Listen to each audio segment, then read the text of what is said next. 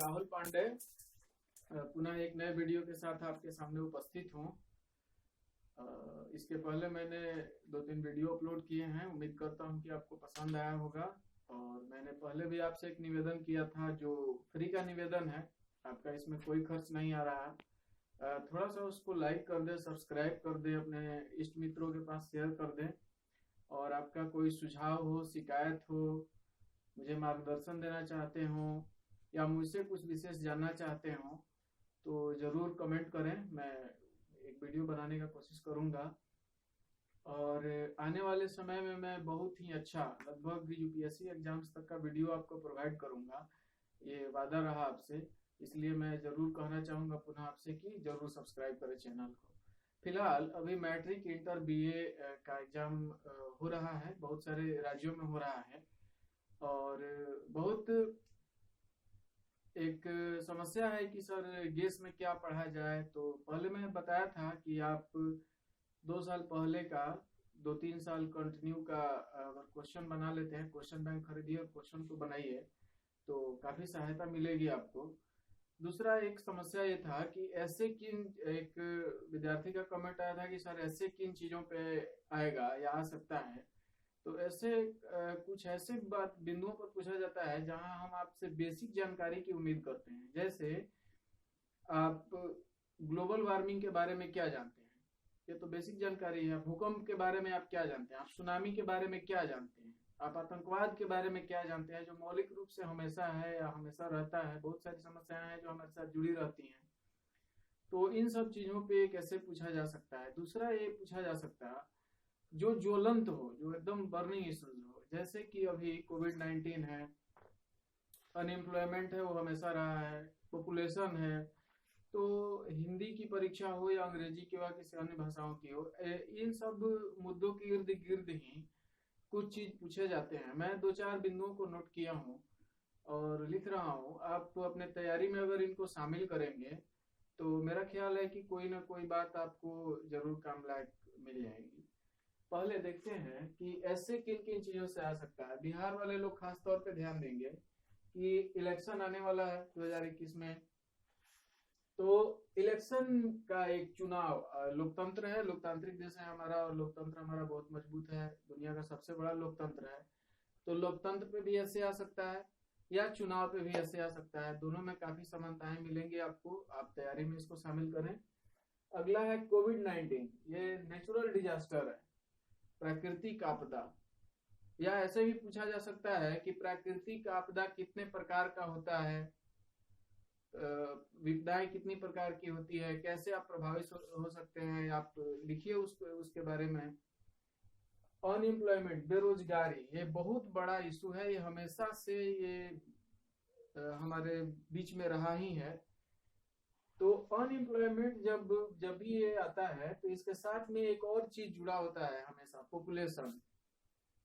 तो आप ध्यान देंगे कि जब भी बेरोजगारी की चर्चा हो तो पॉपुलेशन उसमें जरूर ऐड करें। जनसंख्या और पॉपुलेशन दोनों में आप जब अध्ययन करेंगे तो बहुत सारी समानताएं मिल जाएंगी। बहुत सारे जगह ऐसे मिलेंगे जहां पॉपुलेशन वाले ऐसे में अनएम्प्लॉयमेंट को आप लिख सकते हैं, या अनएम्प्लॉयमेंट वाले ऐसे में आप पॉपुलेशन का कुछ भाग लिख सकते हैं। तो अपने तैयारी का रणनीति थोड़ा सा आप इधर भी रखेंगे। आतंकवाद का मुद्दा है, ये आतंकवाद है, फिर उग्रवाद है। तो ये बहुत सारे प्रकार के जो हमारे सामने समस्याएं हैं, चोरी है, ये हमेशा समाज को कलंकित करते रहते हैं। तो इस पर भी ध्यान देने योग्य बात है। दूसरा, जब एग्जाम होगा आपका फरवरी में हो या मार्च में हो या फिर अप्रैल में हो, अप्रैल तक तो शायद हो जाना चाहिए सब एग्जाम। तो होली का जरूर उसमें चर्चा आ सकता है, मैक्सिमम संभावना है कि होली उसमें आ जाएगा। या फिर पॉल्यूशन भी आ सकता है, प्रदूषण। दूसरा, इन सब के ऊपर आपका एम क्या है, आपके फेवरेट नेता कौन है, कौन है आपके नेता जिनके बारे में आप 10 लाइन बोल सकते हैं, जिन्होंने भारत के लिए कुछ किया हो, जिन्होंने कुछ बदलाव के रास्ते दिखाए हो, जिनसे युवा प्रभावित हो सकते हैं। तो और कौन सी ऐसी किताब है जिसको आपने पढ़ा तो आपके भीतर कुछ ऐसी ज्ञान की अनुभूति हुई कि लगा कि नहीं मैं कुछ बदल सकता हूँ या मैं कुछ बदला हुआ हूँ।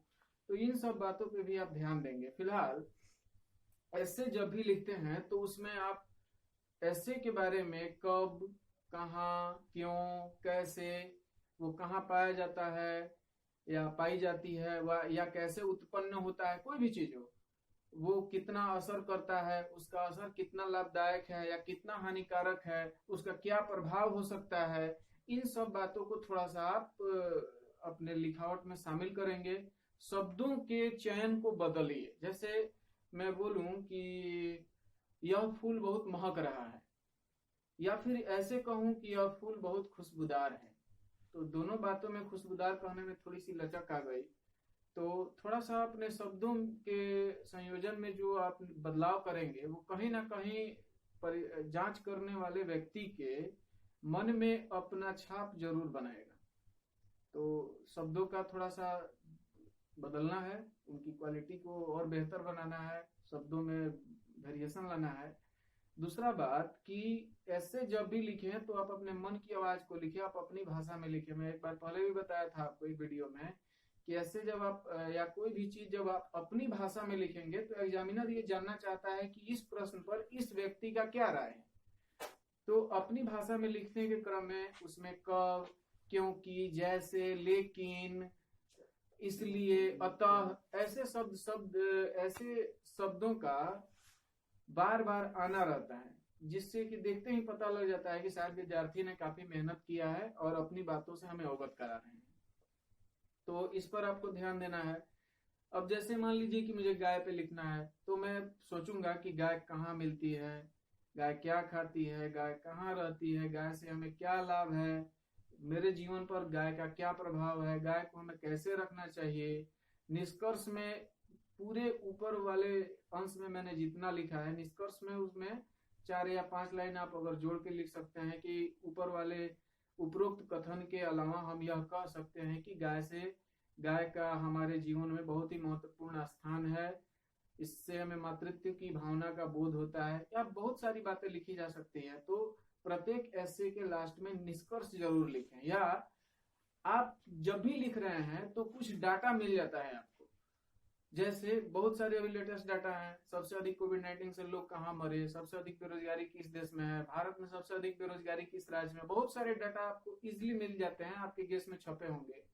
तो कुछ डाटा जरूर सम्मिलित करें, और एक चीज को लिखते समय कई चीजों को उससे समानांतर मिलती जुलती कई चीजों को उसमें टैग किया जा सकता है। जैसे मैं पहले बताया था आपको कि आप अनएम्प्लॉयमेंट का चर्चा कर रहे हैं, तो ऐसा लिख सकते हैं कि बेरोजगारी का एक बड़ा कारण जनसंख्या है, बेरोजगारी से उत्पन्न समस्या आतंकवाद है। जनसंख्या से अगर आए तो जनसंख्या ज्यादा रहेगा तो संसाधनों की खपत बढ़ेगी, उनका डिमांड आएगा, तो उससे उत्पन्न समस्या प्रदूषण है।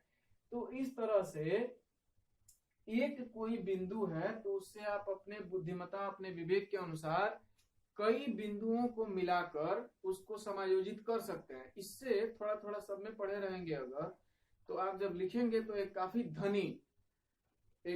धनी बिल्कुल उसमें भाषा का एक बड़ा समायोजन महसूस होगा, शब्दों का एक बड़ा समायोजन महसूस होगा।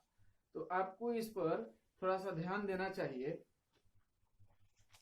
और जितने भी ये लेख हैं ये सिर्फ हिंदी के लिए नहीं है या अंग्रेजी के लिए नहीं है, हिंदी हो, अंग्रेजी हो, जो भी हो, जो भी एग्जाम आने वाले हैं सभी के लिए ये बराबर का महत्वपूर्ण है। तो मैं आपसे कहना चाहूंगा पुनः कि अपना कमेंट, लाइक, शेयर, सब्सक्राइब हमें थोड़ा सा प्रदान किया जाए। और अगला वीडियो में एसएससी सीजीएल, पुनः बता रहा हूँ, एसएससी सीजीएल एक ऐसा एग्जाम है जिसके तहत सीबीआई सीबीआई सहित बड़े बड़े एग्जाम, बड़े बड़े पदों पर इसकी नियुक्ति होती है। बी ग्रेड, सी ग्रेड में इसकी नियुक्ति की जाती है और बहुत अच्छा पोस्ट है, इसको मिनी आईएएस भी बोलते हैं। तो उनमें कौन कौन सा किताब पढ़ा जाए, एक विद्यार्थी का फोन आया था, मैं उस पर जरूर एक वीडियो बनाऊंगा, और उसमें कौन कौन सा किताब पढ़ा जाए, पढ़ने का क्या तरीका हो, मैं इससे आपको अवगत कराऊंगा। तब तक के लिए